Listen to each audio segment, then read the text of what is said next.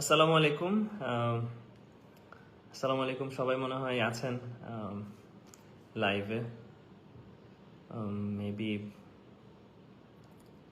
হয়তো বা কেউ জয়েন করলে বুঝতে পারবো। লাইভ চলছে। তো আমি আসলে আপনারা সবাই জানেন যে আজকে দুপুর থেকেই যেসব নিউজ ঘোরাফেরা করছে সোশ্যাল মিডিয়াতে, সেগুলো নিয়ে আসলে বিপিএল গভর্নিং কাউন্সিল থেকে তো বিপিএল এর ড্রাফট থেকে নাম সরিয়ে নেওয়া হয়েছে। সেখান থেকে পরে আসলে আমার কোনো কিছু কিছু জায়গায় কিছু ইন্টারভিউ গিয়েছে।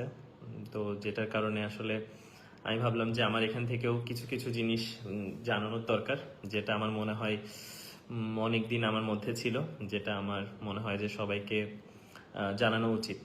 সেটার মধ্যে প্রথমে বিসিবি গভর্নিং কাউন্সিলের কাছে কিছু প্রশ্ন আছে, আমি চাবো তাদের কাছ থেকে উত্তর পাওয়ার।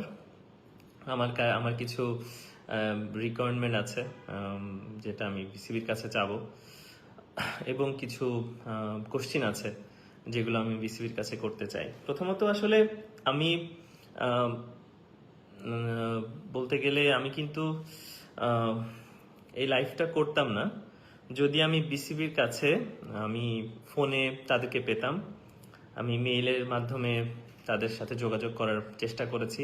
যদি তারা রেসপন্স করতো তাহলে লাইফটা হয়তো করা লাগতো না। তো প্রথমে আমার প্রশ্নটা হচ্ছে যে আমার আজকের নিউজের পরে যে আমি ড্রাফট থেকে বাদ হলাম, এটা কারণটা কি? আমি কি দোষী? আমি যদি দোষী হয়ে থাকি, আমি প্রমাণটা চাই সারা বাংলাদেশের মানুষের কাছেই।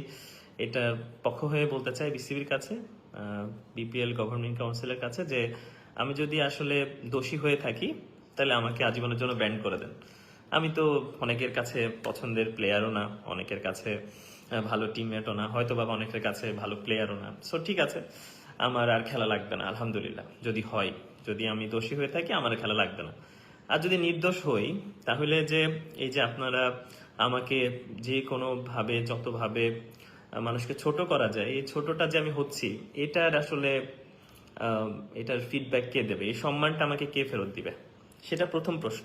তো সেটা আমি জানতে চাই যে এই সম্মানটা আমাকে কে ফেরত দিবে, এবং এটার শেষটা কোথায়? আপনারা রেড ফ্ল্যাগ কথা বলছেন, what is the red flag means, মানে রেড ফ্ল্যাগটা মানে কি? তো আমি প্রথম থেকে একটু শুরু করি, তাহলে আরো বুঝতে ইজি হবে। তো আমার কথা হচ্ছে যে ছোট করে ফেলি লাইফটা। আমার